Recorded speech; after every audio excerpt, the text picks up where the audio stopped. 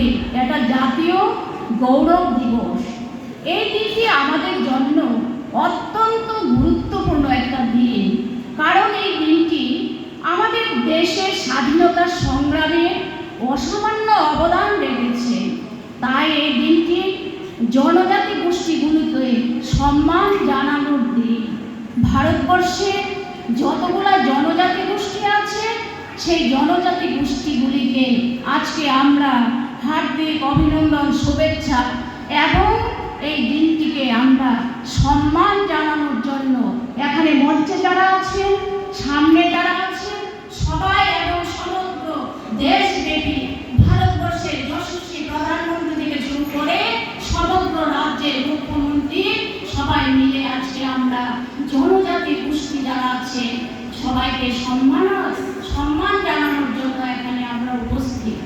জনজাতি গৌরব দিবস প্রথম 2021 সালে শুরু হয়েছিল। এটি ভারতের যশস্বী প্রধানমন্ত্রী নরেন্দ্র মোদীজি সরকারের ভূয়সী উদ্যোগ।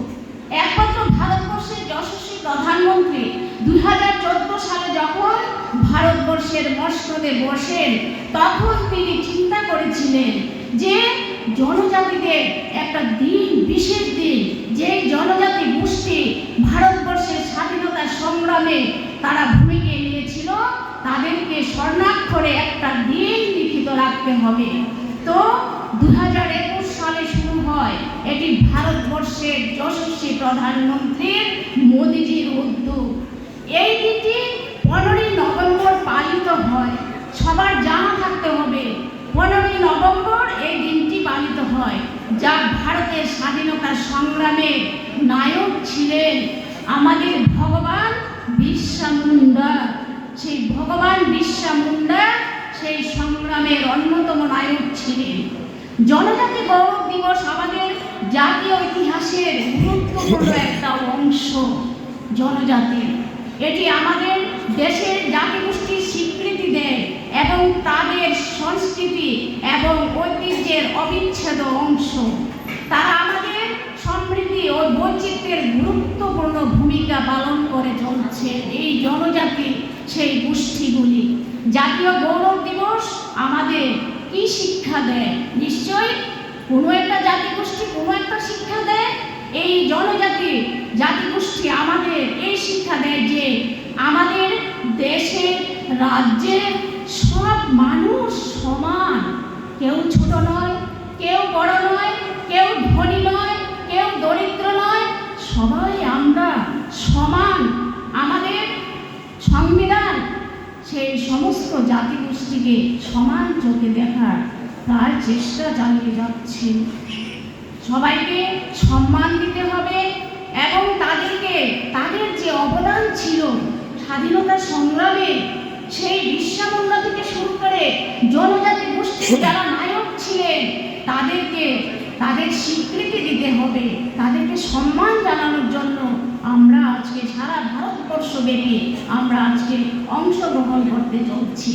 জাতীয় গৌরব দিবসে আমাদের প্রতিজ্ঞা করতে হবে।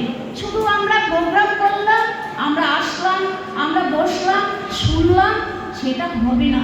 এই গৌরব দিবসে চলুন আমরা সবাই মিলে প্রতিজ্ঞা করি যে আমাদের রাজ্যে, আমরা যে ক্ষুদ্র রাজ্য ত্রিপুরা রাজ্যে আমরা আছি, এই রাজ্য পার্বতী রাজ্য, এই রাজ্যে মা ত্রিপুরা সুন্দরীর বাসস্থান।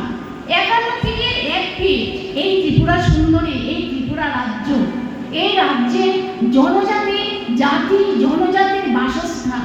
সবাই মিলেমিশে একাকার হয়ে এই পার্বত্য ত্রিপুরা রাজ্যকে আমরা এই ত্রিপুরা রাজ্যে আছি। আমাদের এই রাজ্যকে রক্ষা করতে হবে। এই রাজ্যের প্রচার, যেখানে ভারতবর্ষের প্রধানমন্ত্রী সারা ভারতবর্ষে এই ত্রিপুরা রাজ্যের প্রচার করে যাচ্ছেন, সেই জনজাতিদের রিসা বলুন, এই রিসার মাধ্যমে সমগ্র ভারতবর্ষে আজকে ত্রিপুরা রাজ্যকে চিহ্নিত করছেন। আগে মানুষ জানতো না। যখন বাইরে আমরা যেতাম, তখন যদি আমরা বলতাম যে আমরা ত্রিপুরা রাজ্য থেকে এসেছি, কিন্তু আমাদের এই ত্রিপুরা রাজ্যকে কেউ চিনতেন না। বলতেন বাংলাদেশ থেকে এসেছেন, বলতেন আসাম থেকে এসেছেন, ও এসেছেন? না, আমরা ত্রিপুরা থেকে এসেছি। কিন্তু যখন 2014 সালে ভারতবর্ষের প্রধানমন্ত্রী ভারতবর্ষের মসনদে বসলেন, তখন তিনি একে একে ত্রিপুরার পরিচিতি দিতে গেলেন। কিভাবে দিলেন? সেই জনজাতির ঐতিহ্যবাহী রিসা, সেই রিসা ভারতবর্ষ ব্যাপী, সেই রিসার মাধ্যমে সেই জনজাতিদের পরিচিতি দিতে উনি সক্ষম হয়েছে। তার ভাগিদারিত্ব আজকে আমরা যারা জনজাতি আছি, এই রাজ্য জাতি জনজাতির বাসস্থান, আমাদের প্রতিজ্ঞা করতে হবে এই রাজ্য একটা সমৃদ্ধশালী রাজ্য, একটা বৈভবশালী রাজ্য, এবং এই খোয়াই জেলা যেন একটা বৈভবশালী জেলায় আমরা সবাই মিলেমিশে আমরা তৈরি করতে পারি।